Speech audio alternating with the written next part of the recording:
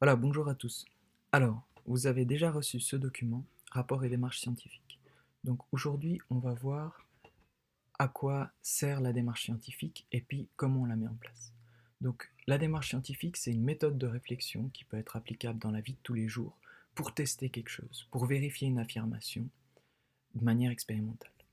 Alors, on va commencer par un tout petit exemple avant de rentrer dans le détail du rapport.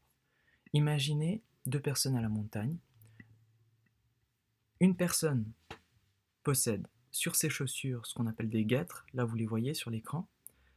Des guêtres, c'est quoi? C'est une espèce de membrane qu'on rajoute par-dessus la chaussure pour éviter que de la neige rentre dedans. Alors deux personnes à la montagne dans la neige, une a des guêtres et l'autre n'en a pas. Voilà la situation de départ.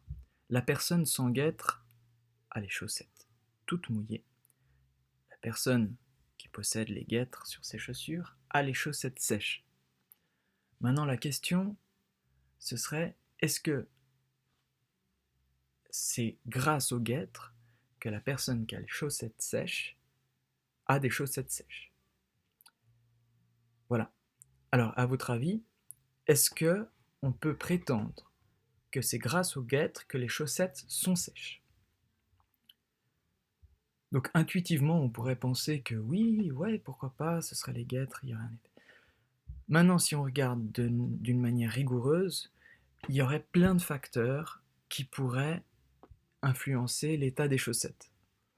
Donc, quels pourraient être ces facteurs? Ça pourrait être, les deux personnes pourraient avoir un pantalon de ski différent.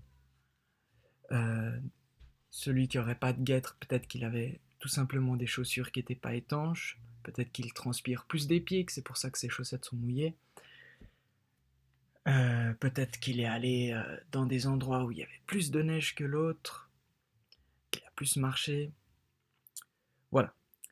Donc comme vous pouvez le voir, il y a plein de facteurs qui pourraient influencer l'état des chaussettes indépendamment des guêtres. Donc juste comme ça, on peut penser que les guêtres ont un effet, mais rigoureusement, on ne l'a pas prouvé et on n'a pas le droit de l'affirmer.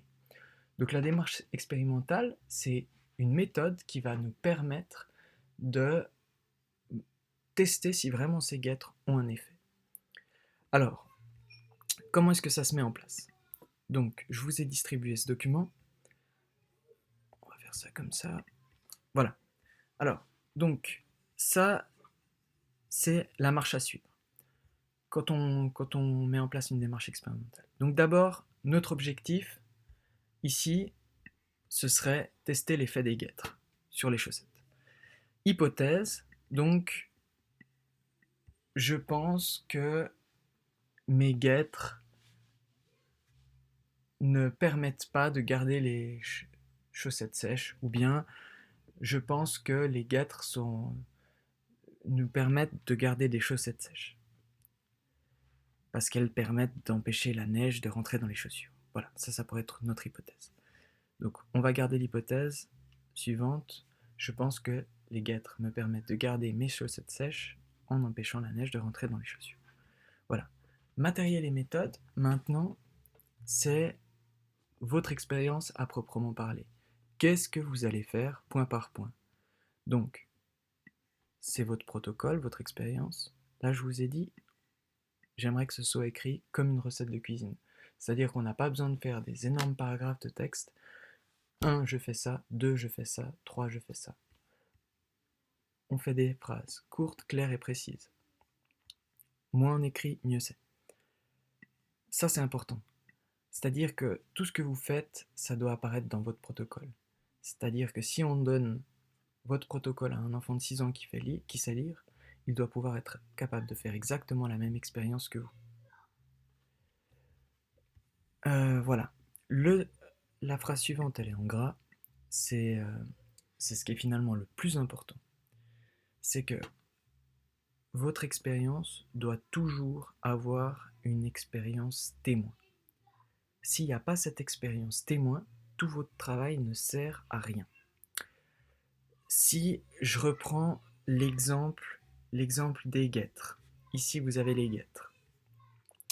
Les guêtres, vous ne pouvez pas vous voyez qu'il y a plein de variables qui pourraient influencer l'état de vos chaussettes. Le but de cette expérience témoin, c'est d'éliminer tous les facteurs qui pourraient faire varier l'état de vos chaussettes. Je m'explique. Donc, si je voudrais construire une bonne expérience témoin pour tester l'effet des guêtres, il faudrait la construire comme ça. Avoir deux expériences identiques et la seule chose qui change entre les deux, c'est ce qu'on cherche à étudier, donc guêtre ou pas guêtre. Donc, ici, je vous dis qu'on prend toujours une expérience témoin, le but étant de changer un seul paramètre. Donc, si on veut éliminer la variable du pantalon de ski, la variable de la transpiration des pieds, la variable des chaussures plus ou moins imperméables, une possibilité, ce serait d'avoir une expérience dans laquelle la même personne mette une guêtre à un pied et pas de guêtre sur l'autre. Et à ce moment-là, la transpiration des pieds pourrait plus être responsable. En tout cas, on élimine cette variable. Donc ça, on va revenir dessus. Si c'est pas très clair maintenant, ça va le venir avec l'expérience. Voilà. Donc deux expériences identiques, et la seule différence entre les deux, c'est ce que vous étudiez. Et ce qu'on va faire après dans le travail, ce sera de comparer les résultats entre ces deux expériences. Voilà. Donc ensuite, une fois que vous avez écrit votre protocole, on arrive à la partie résultat. Donc la partie résultat, on veut seulement. Donc, qu'est-ce qu'on appelle des résultats? C'est ce qu'on a perçu ce que vous avez perçu avec vos sens, c'est-à-dire ce que vous avez vu, senti, entendu, mesuré. Pas d'interprétation. Dans la partie résultat, on ne veut pas de parce que ou autre chose. Là, je vous l'ai mis ici en gras. On veut aucune explication, aucune opinion, aucune connaissance extérieure. Vraiment que ce que vous avez vu, entendu ou mesuré. Une fois que vos résultats sont notés dans cette partie-là, on arrive avec la partie analyse. La partie analyse, c'est qu'est-ce qu'on en fait finalement de ces résultats? Est-ce que ça nous permet de tester notre hypothèse? Est-ce que ça nous permet d'atteindre notre objectif ou pas? Donc ça, c'est fondamental. Ce qui est là en bleu, on compare les résultats de l'expérience avec l'expérience témoin. Donc si ici dans nos résultats, on avait pied sans guêtre, chaussettes mouillées, pied avec guêtre, chaussettes sèches. Donc, dans notre analyse, ici, on va comparer ces résultats. Donc, ça va être quelque chose du genre, voilà, nos résultats nous montrent que le pied avec la guêtre conserve une chaussette sèche, la jambe sans guêtre une chaussette mouillée. Donc, on en déduit que la guêtre semble avoir un effet sur l'état des chaussettes et semble permettre aux chaussettes de rester sèches. Donc, notre hypothèse, qui était, je le rappelle, les guêtres nous permettent de garder nos chaussettes sèches, reste valable. Voilà. Donc, notre hypothèse ici reste valable.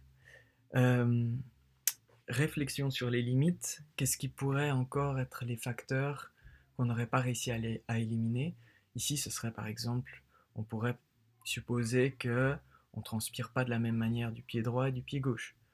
Alors, pour améliorer ça, on pourrait imaginer de faire plusieurs fois cette expérience, une fois de mettre la guêtre au pied droit, une fois de la mettre au pied gauche. Bref, voilà. L'idée c'est que, en général, notre expérience nous donne une indication, mais on a rarement des résultats fiables à 100%. Souvent, on fait l'expérience plusieurs fois pour voir si on a toujours le même résultat. Et puis finalement, on conclut, donc j'en conclus que mes guêtres ont un effet sur l'état de mes chaussettes, et puis qu'elles me permettent de garder des chaussettes sèches si je vais dans la neige. Voilà.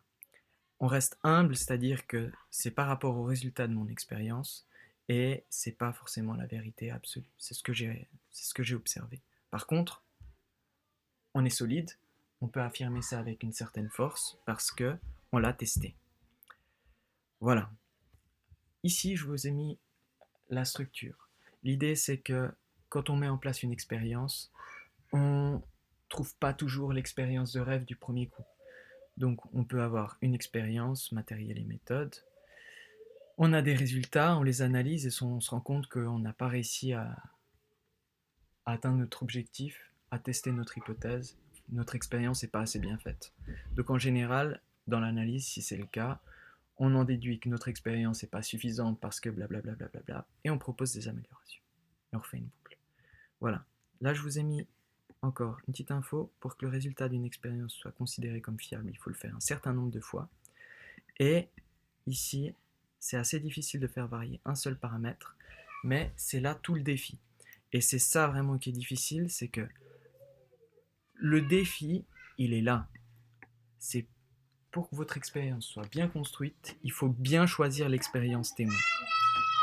Si l'expérience témoin n'est pas bien choisie, votre expérience ne sert à rien. Voilà. Alors, maintenant, j'aimerais vous proposer un petit travail pour lundi. Alors, ce petit travail, il est le suivant. Je vous propose de tester l'hypothèse suivante. Alors, donc, ce que je vous propose, c'est là, on a du pain et on aimerait tester l'effet de la levure sur le gonflement du pain. C'est-à-dire de se poser la question, est-ce que c'est la levure qui fait gonfler le pain ou pas? Donc, je vous demande pour la semaine prochaine de mettre en place une expérience comme entraînement qui nous permette de vérifier, de tester l'hypothèse suivante. La levure, donc moi je vous propose l'hypothèse suivante, la levure n'est pas responsable du gonflement du pain parce que selon moi ce serait juste le fait de mettre de la farine et de l'eau qui fait que ça gonfle.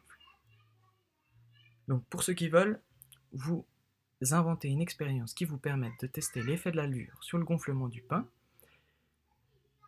Et puis, vous pouvez la tester si vous avez de la levure et de la farine à la maison. Voilà. N'hésitez pas à me contacter si vous avez des questions.